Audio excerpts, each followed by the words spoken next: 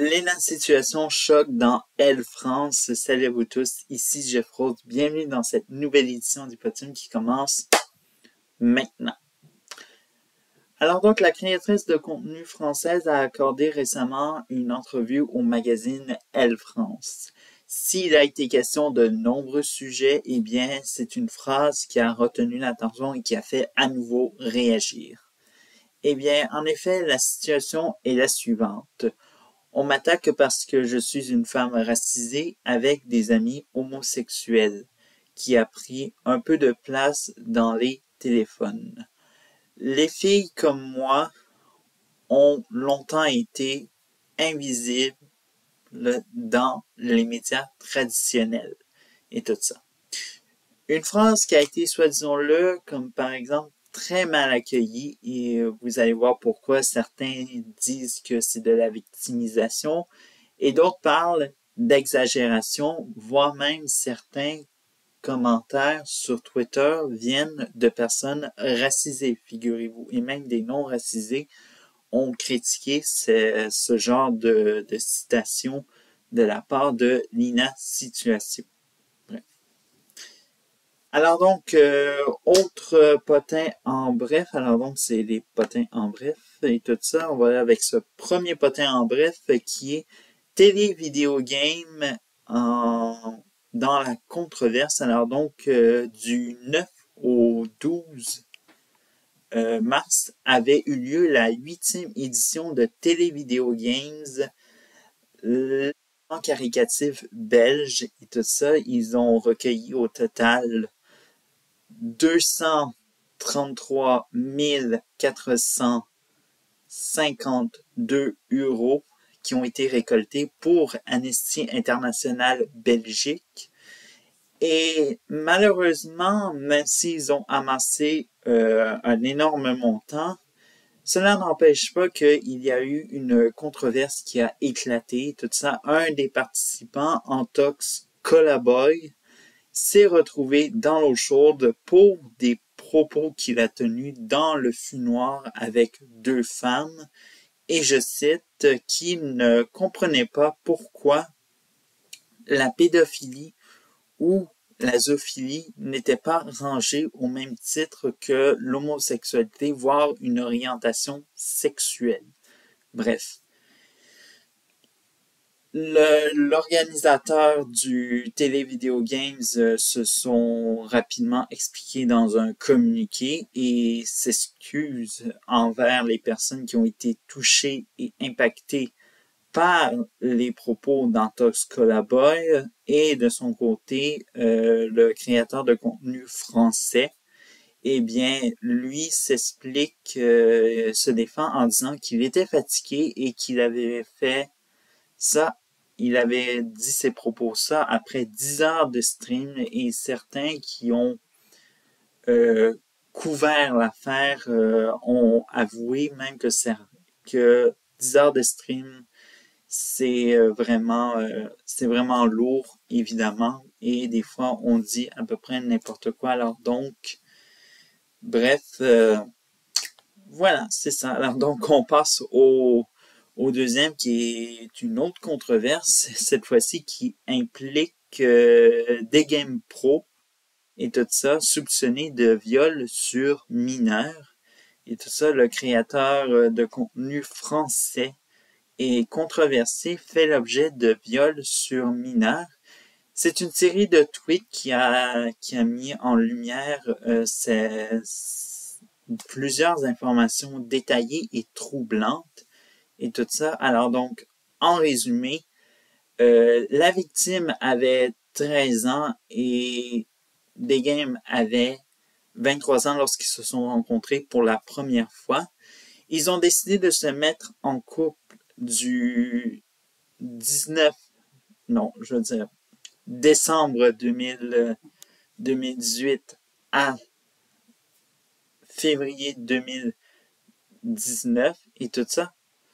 Malheureusement, c'est à cause que la victime est tombée enceinte de la part de The Game et tout ça. Et The Game a encourager la victime à aller se faire avorter, même si ça ne lui tentait pas pour la victime d'avorter. Elle a dû avorter plus tard et tout ça. Ce n'est que en août 2019 où les choses se sont corsées, soit après que la victime et le créateur de contenu soient repris le contact ensemble. Ils se sont donné rendez-vous dans un appartement à Paris et malheureusement il s'agissait d'un piège puisque l'appartement en question appartenait à un autre homme qui est impliqué dans le viol en question. Et des games dans ce qui s'est passé, eh bien, des games auraient forcé la victime à coucher avec 5 autres hommes.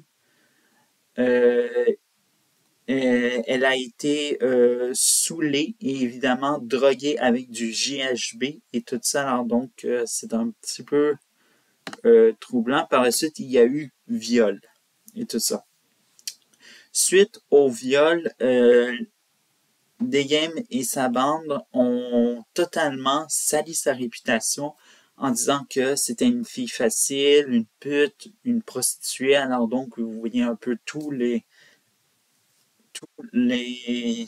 soi-disant là, les noms pour la rabaisser, évidemment. La victime a porté plainte pour une première fois, mais sa plainte a été classée sans suite et tout ça. Pour l'instant, Degame Pro reste discret et n'a pas commenté l'affaire. Et bref, se formera s'il y a du nouveau dans ceci. On va maintenant au troisième potin en bref, qui est Noémie Dufresne, qui révèle une histoire horrible impliquant des abonnés et tout ça.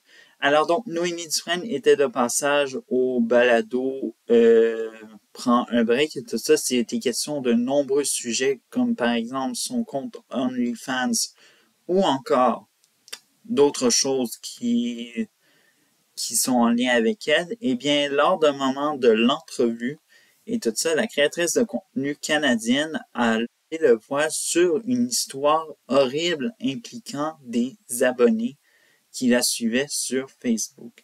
Elle cite « Je suis sortie avec des gens qui me suivaient sur Facebook et avaient de l'air nice. J'avais pas mal bu pendant la soirée et tout qui de fil en aiguille, je sais même pas qu'est-ce qui s'est passé. On a juste vu les caméras, il y avait 3 filles qui m'avaient sauté dessus, tout ça. Dufresne ce n'est pas la première fois que Dufresne a été impliquée dans des bagarres. Il faut savoir qu'elle a notamment mentionné qu'elle a été impliquée dans des bagarres, que ce soit dans des bars ou même dans des McDonald's, figurez-vous. Alors donc, évidemment, on sent que ça a été un très mauvais moment pour la créatrice de contenu et bref, ça rajoute un petit peu de croustillant.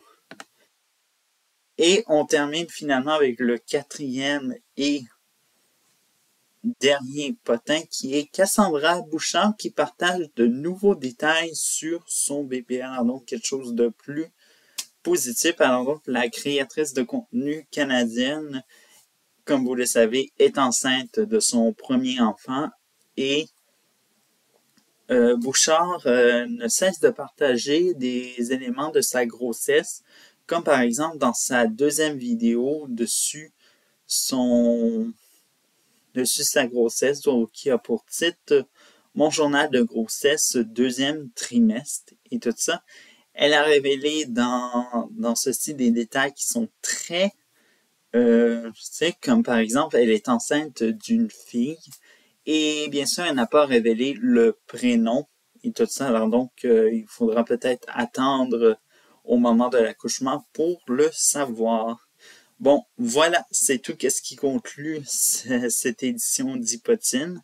Mon nom est Jeff Rose. Je vous invite à vous abonner pour un autre édition d'Hypotine qui sera mercredi prochain. Et bien sûr, d'autres contenus sont à venir tous les vendredis et dimanches. Ciao!